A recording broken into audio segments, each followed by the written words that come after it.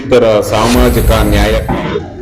ಬೀದರ್ನಲ್ಲಿ 16 ವರ್ಷದ ದಲಿತ ಕ್ರೀಡಾಪಟು ಕುಮಾರಿ ಶೋಭಾ ವಿರುದ್ಧ ಶೋಭಾ ಪರವಾಗಿ ನಾವೇನು ಹೋರಾಟ ಮಾಡಬೇಕಾದ್ರೆ ಇದೇ ಬೀದರ್ ಜಿಲ್ಲೆಯ ಎಸ್ ಪಿ ರವರು ನನ್ನ ವಿರುದ್ಧ ತನಿಖೆ ಮಾಡ್ತಾರಂತೆ.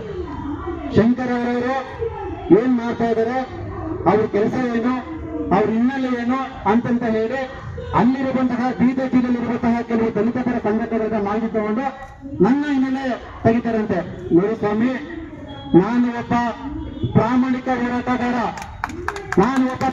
ಹೋರಾಟಗಾರ.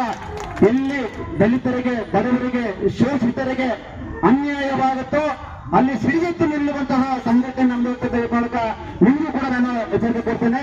ನಾನು ತನಿಖೆ ಮಾಡಿ ಬೆಂಗಳೂರಲ್ಲಿ ನಾನಿರೋದು ಬಾಡಿಗೆ ಮನೆ, ನನ್ಗೆ 3 ಜನ ಮಕ್ಕಳು, ನಂದಿಷ್ಟೇ ನಾನು ಏನ್ ಸಂಪಾದನೆ ಮಾಡಿದ್ದೀನಿ ಅಂತ ಕೇಳ್ತಿರಲ್ವಾ ನೀವು?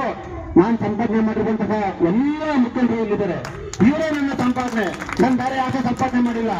ಈ ಒಂದು ಹೋರಾಟಕ್ಕೆ, ಎಸ್ ಪಿ ರವರ ವಿರುದ್ಧ ಹೋರಾಟಕ್ಕೆ ಈಗಾಗಲೇ ನನ್ನ ಗಮನಕ್ಕೆ ಬಂದಾದ್ಮೇಲೆ ಕರ್ನಾಟಕ ಭೀಮಸೇನೆ ಸಂಘಟನೆ ವತಿಯಿಂದ 16 ಜಿಲ್ಲೆಗಳಲ್ಲಿ ಮಾನ್ಯ ಜಿಲ್ಲಾಧಿಕಾರಿಗಳ ಮೂಲಕ ಮಾನ್ಯ ಮುಖ್ಯಮಂತ್ರಿಗಳಿಗೆ ನಾವು ಮನವಿ ಕೊಟ್ಟಿದ್ದೇವೆ. ಎಸ್ ಪಿ ರವರನ್ನು ಈ ಕೂಡಲೇ ವರ್ಗಾವಣೆ ಮಾಡಬೇಕು. ಯಾಕಂದ್ರೆ ಎಸ್ ಪಿ ರವರು ಉನ್ನತ ಮಾಡ್ಕೊಬೇಕಾಗಿತ್ತು. ನಮಗೂ ಏನಾದ್ರೂ ಒಂದು ಪುಟ್ಟ ಬಾಲಕಿ ಇದ್ದಿದ್ರೆ, ಆ ಬಾಲಕಿಗೆ ನಾವು ಈ ತರ ಅತ್ಯಾಚಾರ ಆಗಿದ್ರೆ ನಾವು ಏನ್ ಮಾಡ್ಬೇಕಾಗಿತ್ತು ಅಂತ ಅರ್ಥ ಮಾಡ್ಕೊಬೇಕಾಗಿತ್ತು. ಅಲ್ಲಿರುವಂತಹ ರಾಜಕಾರಣಿಗಳ ಮಾತು ಕೇಳಿಕೊಂಡು ಆರೋಪಿನ ಸೇವ್ ಮಾಡಿರುವಂತಹ ಕೆಲಸದಲ್ಲಿ ನೀವು ಕೈ ಹಾಕಿದ್ರಲ್ಲ, ಇದು ಸಂವಿಧಾನದ ವಿರೋಧ ನಡೆ ಅಂತ ಹೇಳಕ್ಕೆ ನಿಮ್ಗೆ ಎಚ್ಚರಿಕೆ ಕೊಟ್ಟಿದ್ದೀವಿ ಬಂಧುಗಳೇ.